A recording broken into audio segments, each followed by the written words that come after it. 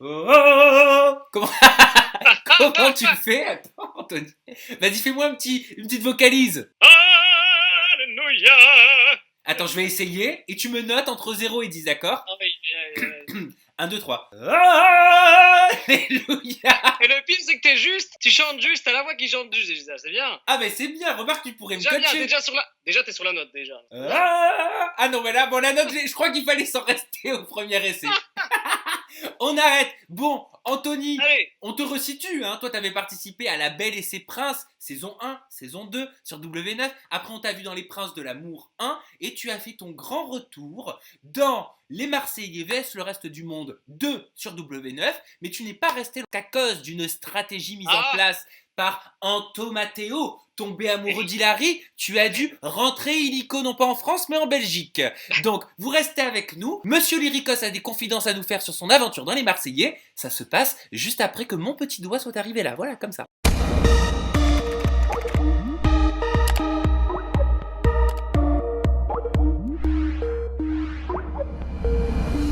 Alors parle-moi de cet accueil. Est-ce que tu étais impressionné? Est-ce que tu avais peur d'intégrer ce rouleau compresseur de la télé-réalité? c'est vrai que j'avais beaucoup d'appréhension avant d'intégrer l'aventure, c'est vrai. Je me disais, mais comment est-ce que je vais faire pour m'intégrer, pour m'insérer dans le groupe? Je me suis dit, comment est-ce que je vais faire?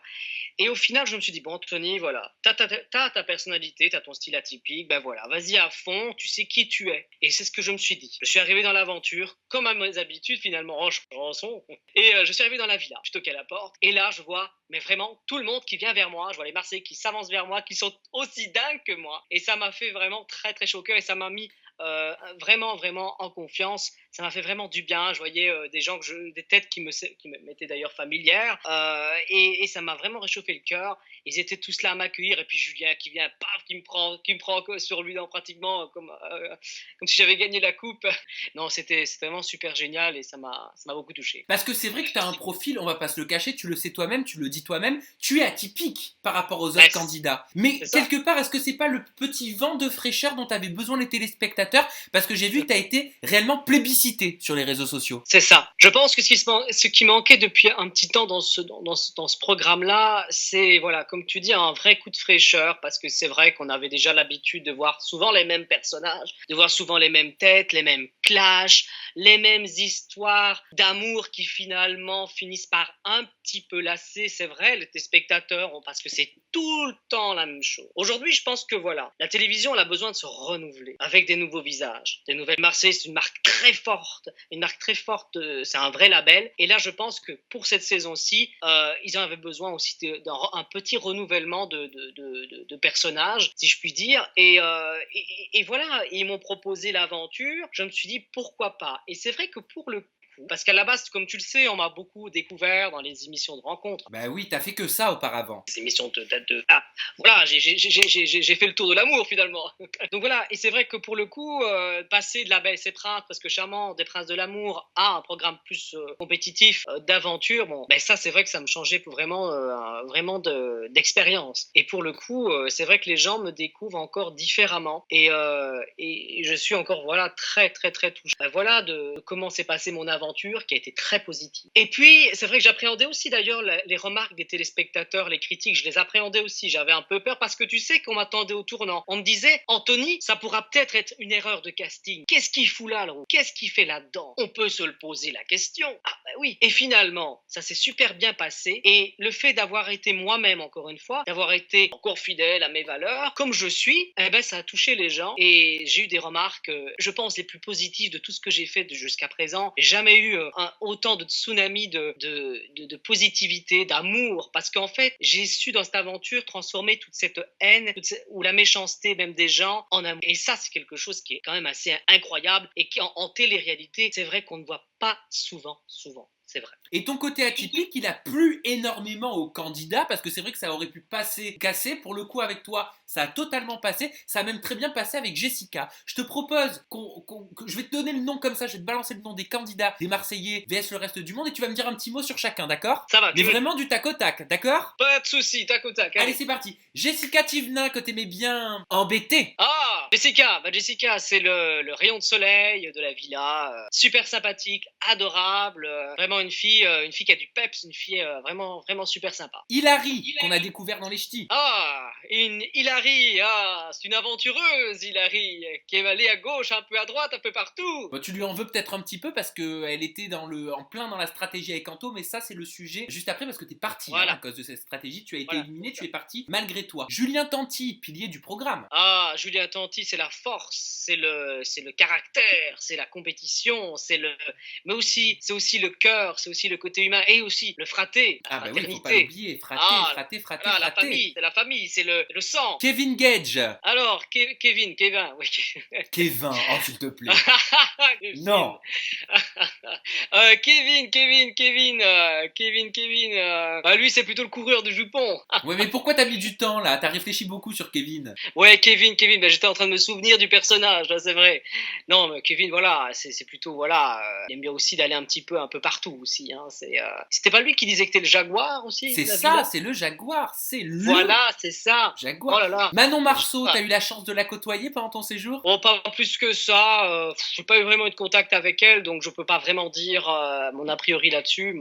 Enfin, de ce que j'en pense, voilà. Mais je sais pas, tu en penses quoi? Bah, je pense que c'est une fille comme toutes les autres, quoi. Je pense que voilà, je pense que dans la compétition, je sais pas si vraiment c'était l'élément le plus important, quoi. Vraiment, je sais pas si elle était vraiment efficace dans les épreuves, dans les défis. Après, voilà. Jessie Herrero. Ah, Jessie. Bah, en tout cas, Jessie, elle a l'air vraiment très sympa, très très adorable. Ça a l'air d'être une fille super sympa.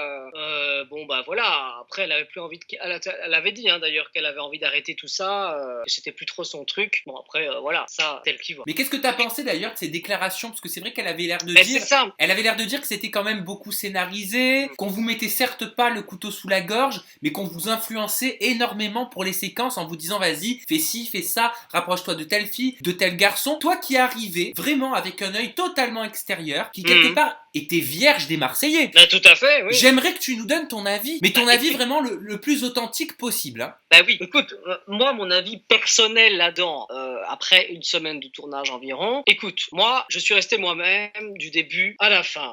On m'a jamais demandé de faire des choses comme casser des couples, dire ça ou dire... voilà, si j'avais envie d'aller réveiller les filles comme à mes habitudes, bah, j'allais le faire. Si j'avais envie d'aller voir Jessica, j'allais le faire.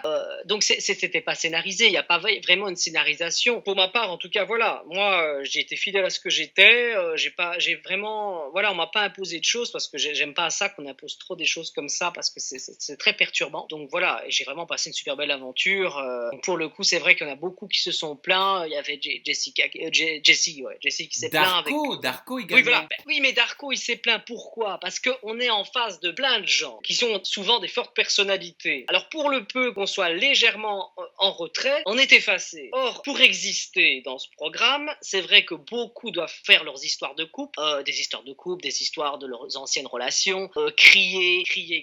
Je suis désolé. Quand on a suffisamment de personnes, pas besoin de faire tout ça. C'est juste une question de personnalité, c'est Donc tout. tu veux dire que Darko en fait était peut-être en retrait par rapport à certains candidats. Résultat en sortant, il a vécu la chose différemment de ceux pour qui ça se passe bien, c'est ça? Moi, je pense que c'est ça. Je pense qu'il a eu du mal à s'intégrer à cause de tout ça. Voilà, c'est vrai que pour s'intégrer là-dedans, il faut vraiment avoir sa personnalité, il faut être sûr de soi, savoir ce qu'on va faire, ce qu'on peut faire. Sinon, c'est vrai qu'on peut vite être en retrait. Ça, Mais toi, en tant que nouveau, on a dû te briefer quand même, au moins un minimum. T'as dû avoir un briefing avant d'arriver sur le tournage. Oui, bah après c'est vrai qu'avant de rentrer dans la villa, on te briefe un minimum pour dire bah voilà, tu vas rentrer là-bas, t'ouvres la porte et ben voilà, et puis après bah tu prends l'accueil l'accueil que tu vas avoir. Et après tu fais ce que tu veux hein, si t'as envie par exemple de chanter, si t'as envie de crier, voilà, mais c'est bien de faire ce qu'on est quoi. Ça c'est génial. Hein. Mais ce que tu veux dire, c'est qu'à aucun moment, on t'a dit bah ce serait bien que t'ailles un peu dragouiller telle nana, ce serait bien que t'ailles créer des problèmes avec tel garçon. Ah ben non, finalement non, je te jure, c'est vrai, on me l'a même pas demandé. Donc ça c'est bien. Franchement, si on me l'avait demandé, je le saurais. Mais là, ça ne s'est pas passé du tout.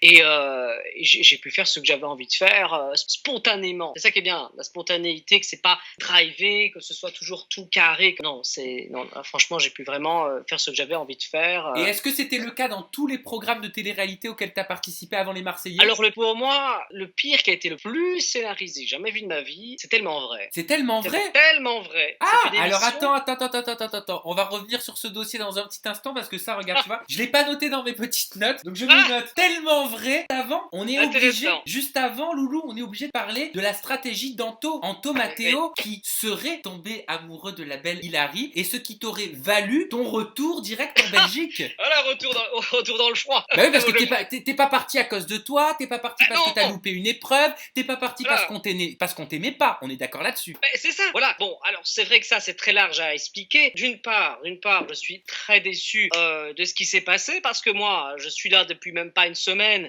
j'ai pas eu le temps. Je commençais à m'intégrer, à vraiment bien m'intégrer. D'une part déjà avec les Marseillais, je commençais vraiment à avoir vraiment un bon groupe. J'étais vraiment bien avec eux et voilà. Et du jour au lendemain, ben voilà, je dois subir les éliminations à cause d'Anto qui fait apparemment exprès parce que je pouvais pas tout savoir ce qui se traficotait, c'est évident. Bon, ils parlent tous entre eux. Bon, je suis pas toujours là partout non plus, quoi. Donc du coup, moi je suis là et puis après ce que j'apprends, c'est qu'Anthony fait exprès de perdre sa battle pour entre guillemets sauver Hilary, donc sa copine de 3 jours entre guillemets, pour la faire garder dans l'aventure et rester avec elle. Donc du coup, il fait exprès de perdre son épreuve, ce qui nous oblige à devoir supporter les éliminations dans notre famille. Non, mais ça c'est une trahison, c'est totalement une trahison pour toi, tu l'as dit sur Twitter. Je l'ai dit sur Twitter, je dis sur Twittos, je l'ai dit en 15 000 caractères. Pour moi, c'est un comportement qui est inconcevable dans une émission de compétition de tricherie.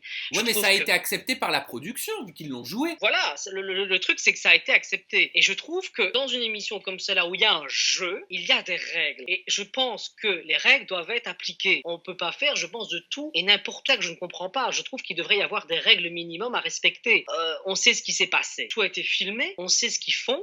Moi, je suis là pas depuis longtemps, c'était pas très correct. Voilà, c'était pas très correct. Donc t'aurais aimé quoi? T'aurais aimé avoir plus de soutien de la part de la production? T'aurais aimé que je sais pas, qu'on lui tape sur les doigts en lui disant écoute, non, Anto, tu peux pas faire ça, quoi. Pour le programme, pour le bien-être du programme, c'est pas cool. T'aurais aimé ça, toi? Soutien de la production, je m'entends très très bien avec eux, ça, j'ai pas eu de souci avec ça. Le seul truc, c'est vrai que j'aurais voulu, voilà, en tout cas que ma famille, parce que t'as vu, ils ont voté tous contre moi. Alors je ne sais pas qui a magouillé tout ça. Et je me demande si c'est pas Nicolas qui a aussi un petit peu mis en œuvre, mis en scène tout ça et dire allez, on va éliminer Toto, on va l'éliminer parce que voilà, hein, on va rester ensemble, ça fait un petit temps. Je pense que c'est Nicolas aussi qui a mis tout en œuvre aussi, parce que comme c'est un petit peu le leader, hein, le leader de l'équipe, je pense que lui aussi a mis en scène tout ça, indépendamment du fait qu'Anthony a perdu son épreuve exprès et on a dû nous faire les éliminations dans notre équipe. De toute façon, c'est pas la seule épreuve qu'il a fait exprès de perdre, Anthony, tu le sais maintenant. Ouais, bah voilà, c'est ça, quoi. Non, mais ça m'a vraiment déclenché. Comme je te dis, j'ai réagi sur Twitter à travers ça et voilà. Mais il était vraiment amoureux d'Hilary, honnêtement, parce que t'as dit une histoire de 3 jours. En 3 jours, est-ce qu'on peut vraiment tomber amoureux? Excuse-moi, mais là, je pense pas que c'est une relation d'amour, là. Ça, c'est une relation qui va durer, comme je l'ai dit, elle a duré Snapchat, hein, donc à mon avis, ça n'a pas duré longtemps. Mais alors, il a fait ça pourquoi? Est-ce que c'était pour mettre du piment dans les épisodes? Non. Alors, soit il l'a fait pour mettre du piment dans les épisodes, soit pour faire du buzz. Mais là, mon pauvre, t'as fait du bad buzz. Bah ouais, c'est un bad buzz quand même, le pauvre. Parce que mais c'est con. Mais pourquoi ne pense-t-il pas? Il faut penser quand on fait quelque chose. Mais c'est ça, quoi. Il y a des gens qui vont regarder, il y a quand même une compétition aussi quelque part. Il faut penser aussi à tout ça. C'est pour ça que le reste du monde, je l'ai dit, si je peux aller chez les Marseillais.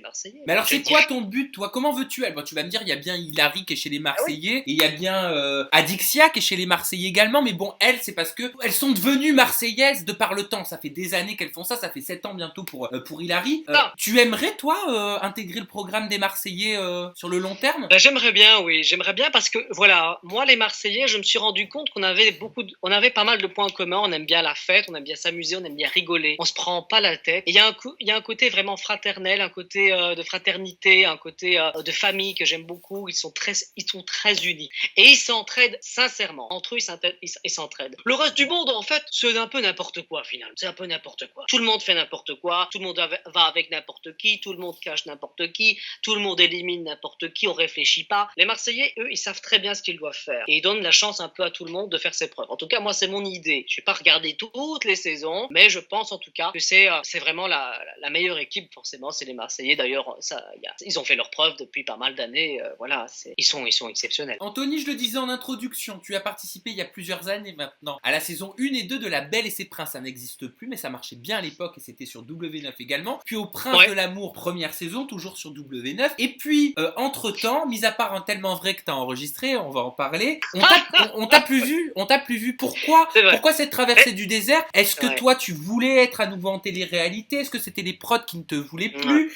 Quelles sont les difficultés que t'as rencontrées? En fait, entre-temps, bon, j'ai fait plusieurs plateaux, j'avais fait C'est mon choix, j'avais fait également un grand prime time, l'incroyable histoire de la télé-réalité, on a parlé un petit peu de nos émissions, et on est revenu d'ailleurs sur La Belle et ses Princes, donc j'ai essayé un petit peu de garder le cap du voilier, mais effectivement, c'était une période un peu plus compliquée, c'est vrai que c'était plutôt la traversée du désert, et parce que voilà, on me proposait pas mal de programmes au final, pour revenir par exemple sur Les Princes de l'amour, pour la saison 3, on m'a dit Anthony, est-ce que tu peux revenir, on est très intéressé que tu reviennes, et au final, on m'a tout l'été, je me suis pris en otage pendant 1 mois et demi sans savoir si j'allais, en attendant mon c'est-à-dire téléphone. que toi, t'avais prévu le coup au niveau de ton calendrier, quoi. J'avais quand même prévu de faire quelque chose, mais là, je me suis dit, au cas où on m'appelle, il faut quand même que je sois disponible, mais j'ai pas encore signé d'un côté, j'ai pas signé de contrat. Et alors, pourquoi ça s'est pas fait, Les Princes 3? Justement, Les Princes 3, ça m'a jamais appelé. Enfin si, on m'a appelé le dernier jour, à la fin du mois de juillet, début du mois d'août, donc j'ai perdu déjà un mois, et on m'a dit finalement que c'était pas possible, enfin voilà. Et puis rebelote, l'année après, Les Princes 4, même chose, même discours.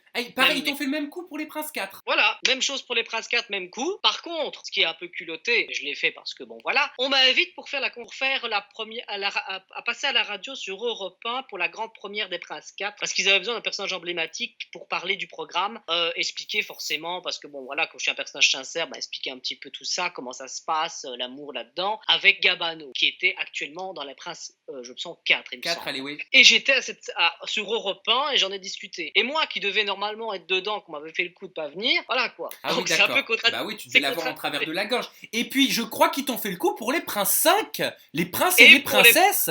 Et puis, les princes, attends, j'en peux plus. Les Princes et Princesses de l'amour, effectivement, là, ils me rappellent et ils me disent, Anthony, ouais, franchement, écoute, t'as signé avec Banijay pour faire les Marseillais, ok, et tu pars quand? Écoute, je pars quand? Oui, je pars début juillet, quoi, normalement, dans ces eaux-là. Ok, c'est très bien, on va te rappeler. Il me rappelle, il me dit, ouais, Anto, écoute, si tu veux, tu viens. Pour 3 jours. Ok, pour 3 jours. On t'a proposé, on t'a dit, tu viens pour 3 jours. Voilà, en fait, j'étais la roue de secours, en fait. Et t'as refusé? J'ai pas clamé que je refusais, j'ai dit que c'était un peu étonnant de rester 3 jours, alors qu'habituellement, on reste au minimum 1 mois ou 2. Voilà, donc je dis, pourquoi pas, qu'ils me rappelleraient. Et finalement, ils ne m'ont pas rappelé, quoi, et ils n'ont rien dit, quoi. Mais pour le coup, c'était pas plus mal, finalement. C'est pas plus mal que je suis reparti, finalement, sur les Marseillais, même si, voilà, ça n'a pas duré longtemps, c'était pas plus mal, voilà. Même si j'étais un peu déçu de tout ce... oulala, j'en ai eu des choses. Et Friends Trip, t'as oublié Friends Trip? Ah, dites, j'en peux plus, moi, Friends Trip, là.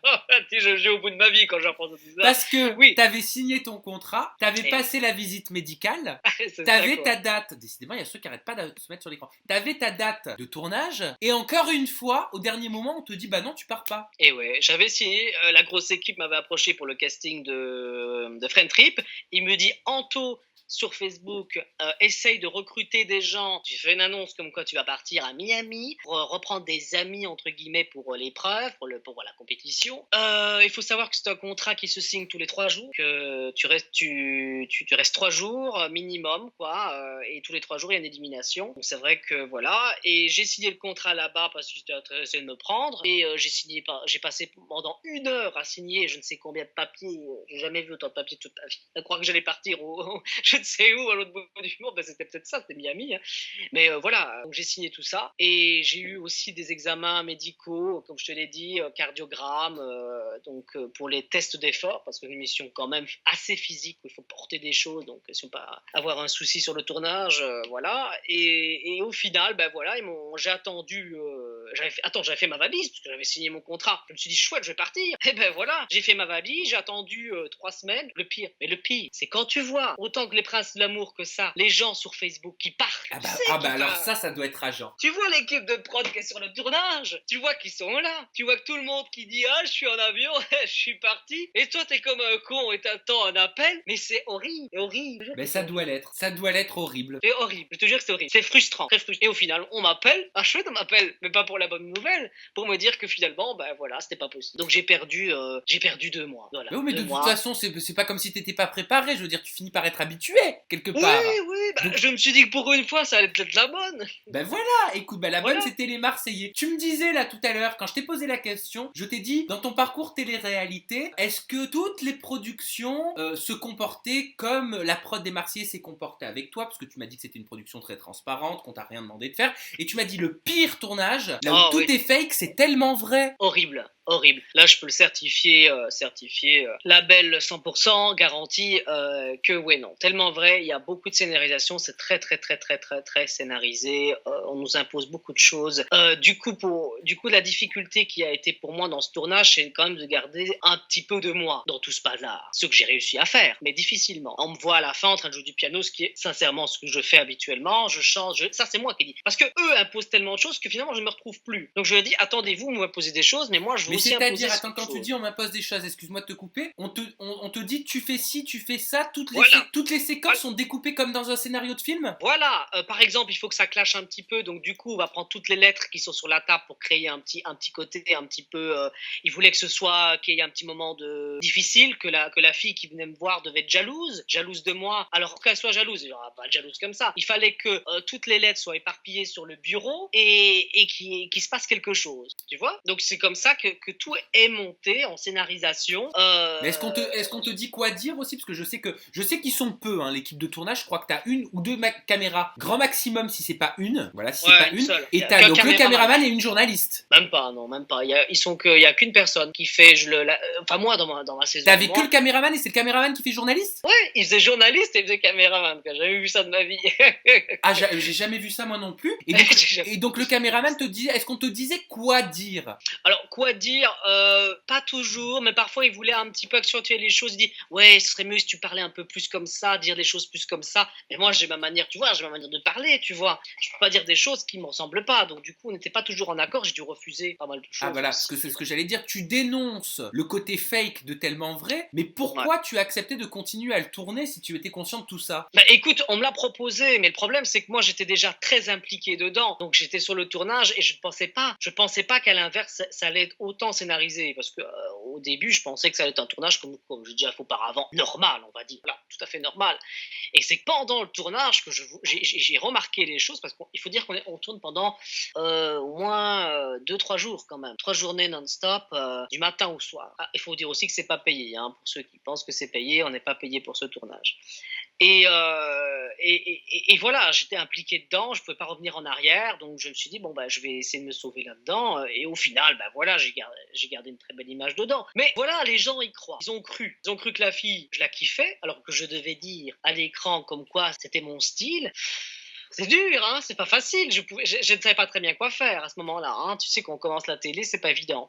Alors que c'est pas du tout mon style, c'est une gogo danseuse. Tu me vois avec une gogo danseuse. Alors en gros, leçon de l'histoire, c'est quelque chose que tu ne referais plus aujourd'hui. Oh non. Écoute, non, c'est terrible. Je pense que je ne referai plus ce genre de choses. Eh ben écoute, c'est ce qu'on va retenir. Et ce qu'on va surtout retenir, c'est ton compte Instagram sur lequel tu es très actif. Ton compte Instagram, allez tous suivre Anthony. C'est Anthony Lyricos, tiré du bas, donc underscore, officiel. O2FICIEL, c'est ça? Voilà, c'est ça, ouais. Bon, super Anthony. J'ai plus qu'à te remercier parce que franchement, tu t'es bien confié, tu nous as bien expliqué comment se sont passés tes tournages. Je suis persuadé que beaucoup ont mieux compris. J'espère que vous avez mieux compris. En tout cas, moi j'ai appris des choses avec toi Anthony. Et puis on se retrouve prochainement pour une nouvelle interview parce que je suis persuadé que tu vas repartir très bientôt. Allez, merci Sam, c'est gentil. Gros bisous Anthony et merci à tous à la maison de nous suivre, que ce soit sur le smartphone, sur la tablette, sur l'ordinateur, sur l'écran de la télé, Apple TV, Google Chrome. Bref, je les ai tous cités. Gros bisous, bye bye.